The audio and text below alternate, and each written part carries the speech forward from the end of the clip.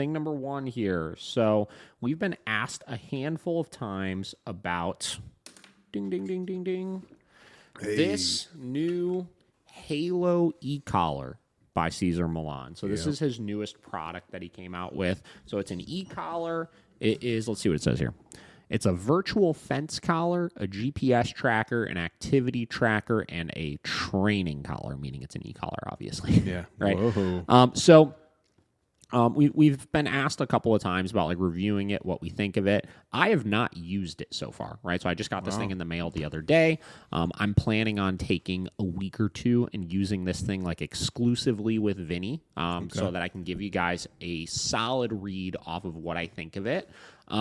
You know, there's been a lot of different like novelty type e-collars that have come out over the course of the last couple of years. The last one that I could remember that was similar-ish to this one, but not completely the same. It was pretty hyped up, and I thought it was going to be pretty cool. Wound up being kind of a flop. It was, I think it was Garmin's newest e-collar that they came out with, and it was same deal. So like this one, it's ran off your phone, right? So Garmin's e-collar was similar. It didn't have a remote, right? The couple things I thought I was going to like about the Garmin e-collar was it had one, like hotspot tags that you can get, right? So it had like these little chips that you could stick on miscellaneous things throughout your house. So whether it's your trash can, stick one under the Christmas tree, stick one whatever, you know, wherever you want to keep the dog away from, obviously, and it'll create kind of perimeters around it. I think in concept, it was a good idea. I think the fact that it didn't have a remote, the unit itself felt very cheap. So it actually had plastic contact points on it, which is kind of an interesting thing. I don't really know the science behind it, how it works as far as creating conductivity and stuff like that. Weird. But it just kind of felt like chintzy like that, and it was kind of at like a higher price point and stuff like that. So I didn't like it as much. So first impressions on this one, like just like pulling it out of the box and looking at it and stuff, thing feels like it's made very well, right? So the collar itself seems pretty legit, obviously. It still does not have a remote, right? So when you get into utilizing this thing as an actual e-collar, I think, you know, in the scheme of like me using it for my dogs, where I don't need to actually use the e-collar that often, it's not that big of a deal. You know what I mean? But if I were to try to train a dog using this thing, right, and like, you know, go through the repetitions and, you know, using the continuous pressure feature on it and stuff like that, this would be, in my opinion, probably very complicated to use. I think this is being primarily marketed right now as the virtual fence collar and like the GPS tracker more than anything, because this came out around the same time as like those those Fies or whatever started becoming super popular. You know what I mean? So like basically if your dog runs off on you, you could track them wherever the hell they're at, which I think is pretty sweet. Yeah, it's cool. And I think that most e-collars, if they had that as a built-in feature to them, I think that would be fantastic, because you get into like off-leash training and stuff like that. I mean, there's nothing guaranteeing your dog is going to take off. Obviously, good training and preparation and stuff like that. Yeah. You know, in a perfect world, we would say it would never happen, but like it you know what I mean? Like shit happens, right? It really does. It's not like it couldn't ever happen. So having that on it is something that could obviously really save your ass.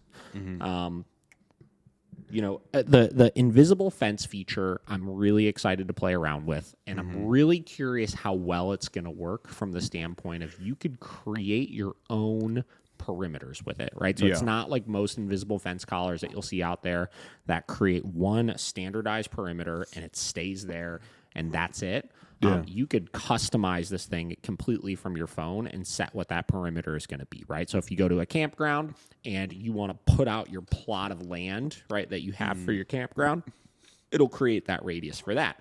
If you want to do it with your backyard, it'll create that radius for that. If you want to just go hang out at the dog beach with your dog and keep them within a certain radius, you could set it to that, you know, realistically. So I think that this collar, how I imagine it being used primarily, is going to be in that type of setting, right? So a dog that is already trained, a dog that has done all of the e-collar training stuff on a different type of e-collar, and you want something that's going to be a reliable thing that you could utilize with them in that type of context, I think it can be super beneficial. Here's the downside to it. Price point, this motherfucker is expensive, man. How much? So since it just came out, this is like the new model of it, they were running like a discount on it, but it was still $650. What? Yeah, right? So this thing, I paid $650 for this thing. Now, listen, right? I want to test it out. I'm excited to test it out, stuff like that. Without that discount, if they ever, and it could be like this marketing thing they do where they're like, oh, it's usually this much, but you get it for this much, and they might always sell it for that lower amount. Yeah. But if it wasn't, this thing is marked at $1,000, right? So if you want to go out and buy this thing without that discount, it's going to cost you $1,000. Wow. Right? So that's a serious downfall, right? So like if I wasn't testing this thing out, right, I am perfectly confident in my e-collar handling skills. Yeah. I'm perfectly confident in being able to set those perimeters with my own e-collar, right, for my dogs. I don't think I would need this thing necessarily, right? Yeah. Now, for your average owner whose timing isn't super great with everything, and maybe you get a little distracted when you're out and about with your dog and stuff like that, this could be a total game changer for you in being able to like take your dog to more places and have them enjoy a little bit more freedom, obviously, right? Yeah. The other thing I'm curious about, and I haven't really looked into it a whole lot yet, is how that invisible fence works from the standpoint of, is there like a tone function where like it teaches the dog when you start feeling this tone, turn the opposite direction, or does it just start stimming right away when they hit that perimeter? How does the dog understand what the perimeter is? Because you figure if you're changing the perimeter all the time on them, that starts to become a little bit potentially unfair as far as them needing to adjust all the time to what that expectation is, right? Now you get into, is that really that big of a deal? Not really, obviously.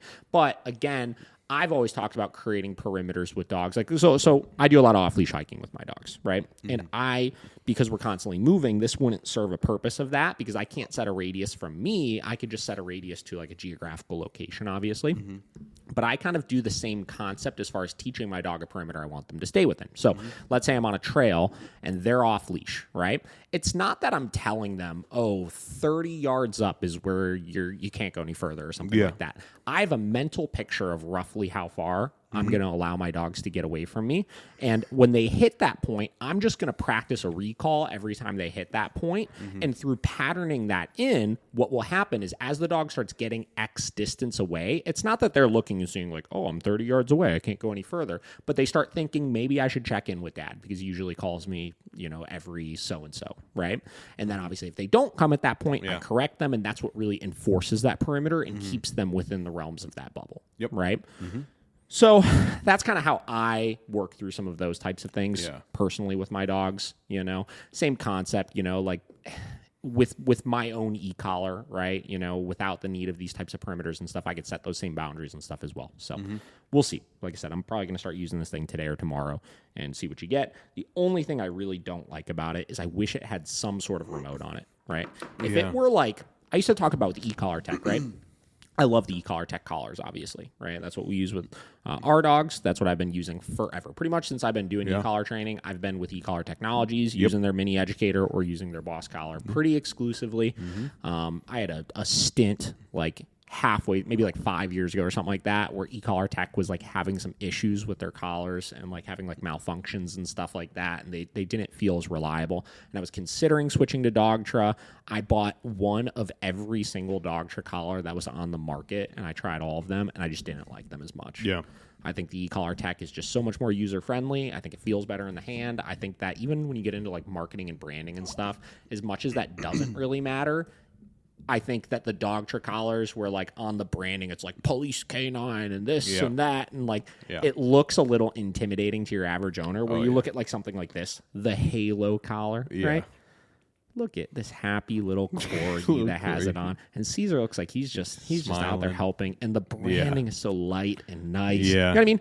And like, there is something to that when you get a tool that has a stigma to it. It's like, this is a quote unquote shock collar. You know what I mean? That's what this is, right? And e-collar technologies collars, right? Their branding is all like nice, and they got the dog with the glasses on, and like, what's your IQ? Like, is your dog educated? What I mean? And it's all like kind of like fun and this and that. But again, it is a shock collar. You know what I mean? Like all what it is, whatever, And the branding is really important for people feeling like they look at that package and they can kind of chuckle and they look at it. Yeah. And like it doesn't feel as intimidating. Yeah, to them. exactly. You know what I mean? Yeah. So those things are, I think, pretty important as well. Yeah. So. Yeah. I don't know.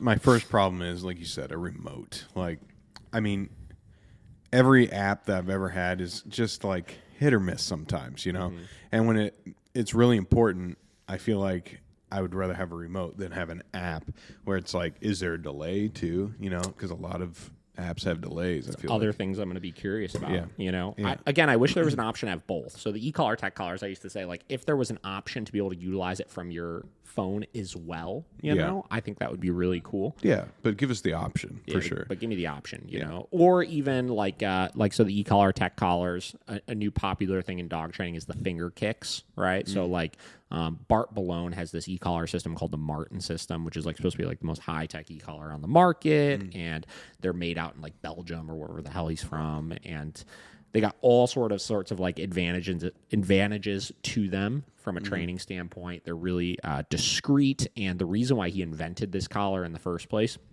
is because I believe in Belgium, where they're from, or whatever country it is that he's from specifically, e-collars are actually outlawed, I'm pretty sure. So it has a function on it where, you know, you could use it as like a stim collar, obviously, and then it looks discreet, so it doesn't look like an e-collar, and then it has a feature on it. It's like a kill switch that you hit it, and it turns the e-collar into a vibrate-only collar. So it literally will not stim. You know what I mean? And the only way to reset it is to like basically plug it back into your computer and like reset the program on it. So you can't get like fined or something like that if people are like, what's that collar? You take it off. It's like, it doesn't stim. You know what I mean?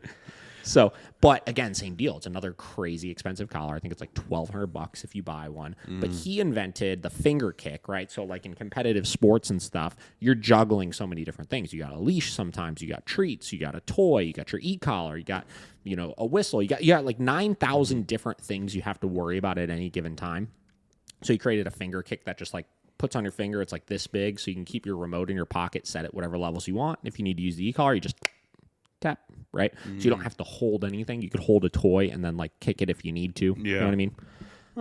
So some sort of feature like that for something like this would be pretty cool. Yeah. You know, from the standpoint of, you know, I could use it on my phone. I could set my perimeters and do all that and change my levels and stuff, and then have some sort of just device that I could just tap if I need to. Yeah. You know, some Bluetooth kind of thing. Yeah. And I do wish, like you were saying, I wish that it could just have like a radius thing to your phone where like, you know. And it may, again, as far as that's concerned, it may. I don't know exactly how it functions, but all the things I see, like on this, if you look at the box, right, it's got fence on, right? So, and you could create, so it's, you see it says like perimeter from like a GPS location. You know what I mean? So, we'll see. I don't know. Whatever. Looks like it's cool. Excited to try it. We'll give you guys our full review once you have a chance to check it out.